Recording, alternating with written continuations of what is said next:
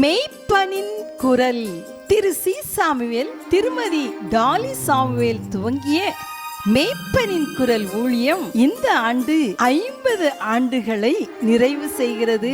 இதன் மூலம் தொலைக்காட்சி ஊழியம், கிராம ஊழியங்கள், சிறுவர் ஊழியங்கள் மற்றும் ஒரிசா, மேற்கு வங்காளம், பீகார் ஆகிய மாநிலங்களில் மிஷனரி பணிகள் நடைபெறுகிறது.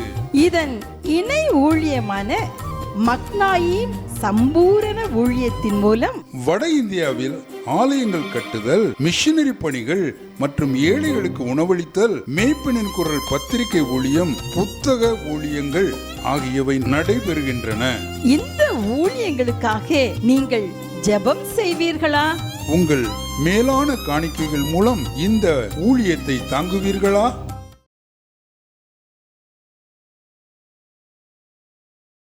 பிரியமானவர்களே, ஆண்டவராகிய இயேசு கிறிஸ்துவின் நாமத்தில் உங்களை வாழ்த்துகிறேன்.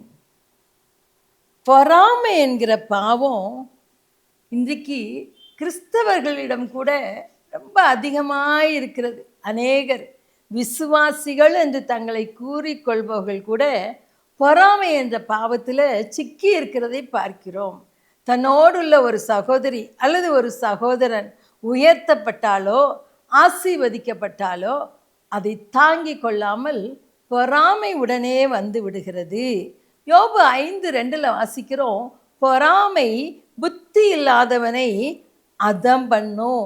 நீதிமொழிகள் 14:20-30 நம்ம வாசிக்கிறோம், பொறாமையோ எலும்புருக்கி. அதாவது பொறாமை கேன்சர் மாதிரியா, அது நம்மை முழுவதுமாய் அழித்து விடக்கூடியது.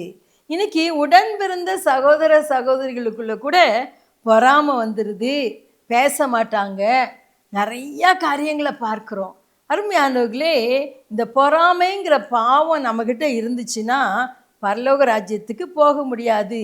கலாத்தியர் 5 மாம்சத்தின் கிரியைகளான பாவங்களை குறித்து வாசிக்கிறோம். கலாத்தியர் 5:19-21. மாம்சத்தின் கிரியைகள் வெளியரங்கமாயிருக்கின்றன.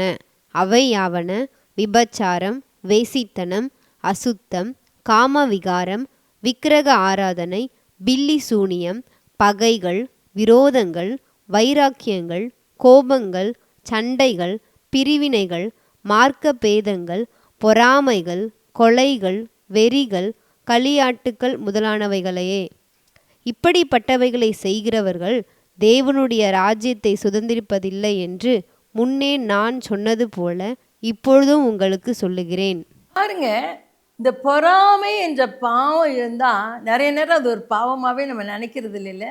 ஆனால் இங்கே வேத வசனம் தெளிவாய் சொல்லுகிறது. வசனத்தின்படி தான் ஆண்டவர் நம்மளை நியாயம் தீர்ப்பாராம். இந்த பொறாமைங்கிற பாவம் நமக்குள்ளே இருந்தால் பரலோகத்துக்கு போக முடியாது என்று இந்த வசனம் தெளிவாய் சொல்லுகிறது.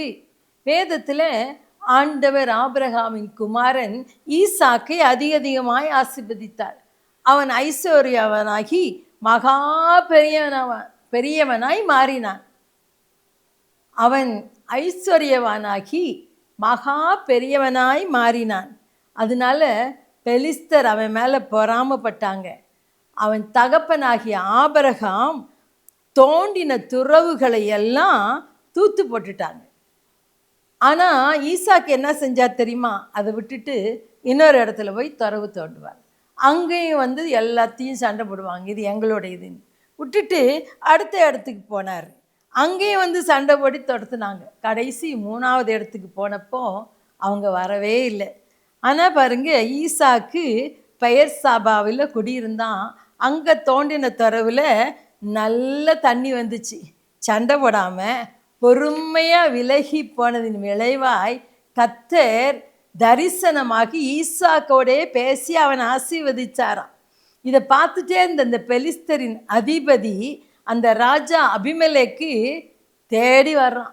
என்னை தான் நீங்கள் துரத்தி விட்டீங்கல்ல, இப்போ எதுக்கு என்கிட்ட வந்தீங்க அப்படின்னு ஈசாக்கு கேட்டபோது அவன் சொல்கிறான், நிச்சயமாய் கர்த்தர் உம்மோடே கூட இருக்கிறார் என்று கண்டோம் அப்படின்னு சொல்லி அவனோட ஒரு சமாதான உடன்படிக்கை செய்து கொண்டாங்க. யோசேப்பின் தகப்பன் அவனை அதிகமாய் நேசித்தார். பல வர்ணமான அங்கிகளை அவனுக்கு வாங்கி கொடுத்தார். ஒருவேளை தாயில்லாத பிள்ளை அப்படின்னு நினச்சி செய்திருக்கலாம், இல்லை அப்பாவுக்கு கீழ்ப்படுகிற பிள்ளை என்று அவனுக்கு வாங்கி கொடுத்துருக்கலாம். ஆனால் சகோதரர்கள் அவன் மேலே பொறாமப்பட்டாங்க. அவனை எகிப்திய வாணிகர்கள் எகிப்திய வியாபாரிகள் இடத்துல விற்று போட்டுட்டாங்க. அங்கே அடிமையாய் வாழ வேண்டிய சூழ்நிலை. ஆனாலும் யோசேப்பு தன் தகப்பனுடைய தேவனை உறுதியாய் பற்றி கொண்டான். அங்கே உண்மையாய் இருந்தான். அந்த அடிமையான இடத்துல அந்த வீட்டுக்கே கர்த்தர் அவனை அதிகாரியாய் மாற்றினார். யோசேப்பின் பொறுமை, கர்த்தருக்கு பயப்படுகிற பயம், மன்னிக்கும் மனப்பான்மை, இது எல்லாம் பார்த்த தேவன் அவனை பிற்காலத்தில் எகிப்துக்கே ராஜாவுக்கு அடுத்த ஸ்தானத்தில் உயர்த்தி விட்டார். பொறாமை கொண்ட சகோதரர்கள் என்னானாங்க, கடைசி தானியம் வாங்குறதுக்காக இவனுடைய காலடிகளையே வந்து வணங்கும்படி கர்த்தர் கிருபை செய்தார். ஆனால் யோசேப்பு அவங்கள வெறுக்கவே இல்லை.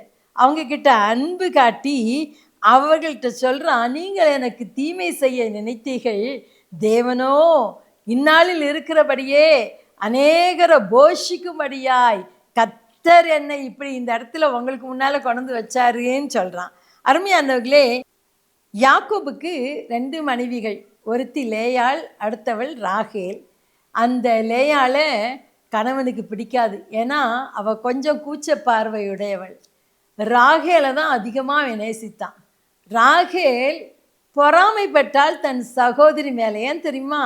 இவள் அற்பமாக எண்ணப்பட்டதுனால கர்த்தர் முதல்ல அவருக்கு குழந்தைய கொடுத்தாரு. ராகேல் பொறாமைப்பட்டான். பொறாமை நம்மளை வாழவே விடாதுங்க, அதை மறந்துடவே கூடாது. பாருங்க, கணவனை மனைவியோட தன் அக்காவோட சேர இவ விடவே இல்லை. தான் மாத்திரம் வாழ்ந்து அனுபவித்து கொண்டிருந்தான். ஆனால் முடிவை பார்த்திங்கன்னா சீக்கிரத்தில் ஃபஸ்ட்டு டெலிவரி, செகண்ட் டெலிவரியிலே ராகேல் செத்து போயிட்டான். கணவனோடு பிள்ளைகளோடு மகிழ்ச்சியாக வாழ்ந்தது யார் தெரியுமா? லேயாள் தான். ஏன்னா அவள் பொறாமப்படவே இல்லை. தன்னுடைய காரியங்களெல்லாம் கர்த்தர் இடத்துல சொன்னான். கர்த்தர் அவளை ஆசீர்வதித்தார். நீண்ட ஆயுளோடு வாழ்ந்து தான் கணவன் கல்லறை பக்கத்தில் இவள் தான் அடக்கம் பண்ணப்பட்டாள். அருமையானவர்களே, காரணம் இல்லாமல் உங்கள் மேலே பொறாமப்பட்டு உங்களுக்கு விரோதமாக காரியங்களை செய்கிறாங்களேன்னு சொல்லி அவங்க மேலே கோபப்படாதீங்க. ஒருவேளை ஈசாக்கை போல லேயாளை போல நீங்கள் பொறுமையாக இருந்தீங்கன்னா கர்த்தர் எல்லாத்தையும் பார்த்துட்டே இருக்கார். ஏற்ற காலத்தில் அவங்க கண்ணு முன்னாலேயே உங்களை உயர்த்தி ஆசீர்வதிப்பார். பொறாமை என்கிற பாவம் நம்ம யாருக்குள்ளேயும் வந்துடவே கூடாது. அருமையானவர்களே, இந்த பொறாமையை எப்படி மேற்கொள்வது? நீங்கள் நன்றியுள்ள ஒரு இருதயத்தை ப்ராக்டிஸ் பண்ணணும். அப்போது எல்லாத்துக்காகவும் கர்த்தரை நீங்கள் துதிச்சுக்கிட்டே இருங்களேன். அப்போ நிச்சயமாக பொறாமை உங்களுக்குள்ளே வராது. தாவீதை அவனுடைய தகப்பன் சகோதரர் எல்லாரும் அற்பமாக என்ன கூட அவன் ஆண்டவரை நினைத்து நினைத்து துதித்து கொண்டே இருந்தான். அதனால கர்த்தர் அவனை மேன்மையாக உயர்த்தினார். 2வது, போதும் என்கிற மனது உங்களுக்கு வேணும். போதும் என்கிற மனதுடனே கூடிய தேவ பக்தியே மிகுந்த, அது எனக்கு இருந்தது போதும், கடவுள் எனக்கு நல்ல கணவரை கொடுத்துருக்கிறார், வாழ ஒரு வீடு கொடுத்துருக்கிறார், நல்ல பிள்ளைகளை கொடுத்துருக்கிறார், போதும், அவங்கள மாதிரி வாழணும் இவங்கள மாதிரி வாழணும்னு நினைக்காதீங்க. இந்த போதும் என்கிற மனது பொறாமையிலேருந்து உங்களை விலக்கி காத்து கொள்ளுங்கிறத மறந்துடாங்க. 2வது, உங்கள் சகோதரனோ சகோதரியோ பக்கத்து வீட்டுக்காரங்களோ உயர்த்தப்படும் போது சந்தோஷப்படுங்க. கர்த்தர் அவங்களை ஆசீர்வதிச்சிருக்கிறார், அவங்களோட சேர்ந்து சந்தோஷப்படுங்க. ஒரு நாளும் பொறாமப்படாதபடி உங்களை காத்து கொள்ளுங்க. கடவுள் உங்கள் வாழ்க்கை குறித்த ஒரு திட்டமான நோக்கம் வைத்திருக்கிறார். ஒவ்வொருத்தருக்கும் ஒவ்வொரு நோக்கம் வைத்திருக்கிறார். அதனால உங்கள் நோக்கத்தை நீங்கள் உணர்ந்து அதில் நீங்கள் அமைதியாக இருப்பீங்கன்னா, கர்த்தர் என்னை குறித்து வைத்த நோக்கத்தை நிறைவேற்றுவார்னு சொன்னீங்கன்னா கட்டாயமாக ஆண்டவர் என்ன செய்வார்? உங்களை ஆசீர்வதிப்பார். 1 பேதுரு 2ஆம் அதிகாரம் 2-3 வசனங்கள் இவ்விதமாய் சொல்லுகிறது. இப்படி இருக்க கர்த்தர் தயையுள்ளவர் என்பதை நீங்கள் ருசி பார்த்தது உண்டானால் சகல துர்க்குணத்தையும் சகலவித கபடத்தையும் வஞ்சகங்களையும் பொறாமைகளையும் சகலவித புறங்கூறுதலையும் ஒழித்துவிட்டு நீங்கள் வளரும்படி புதிதாய் பிறந்த குழந்தைகளைப் போல திருவசனமாகிய கலங்கமில்லாத ஞானப்பாலின் மேல் வாஞ்சியாயிருங்கள்.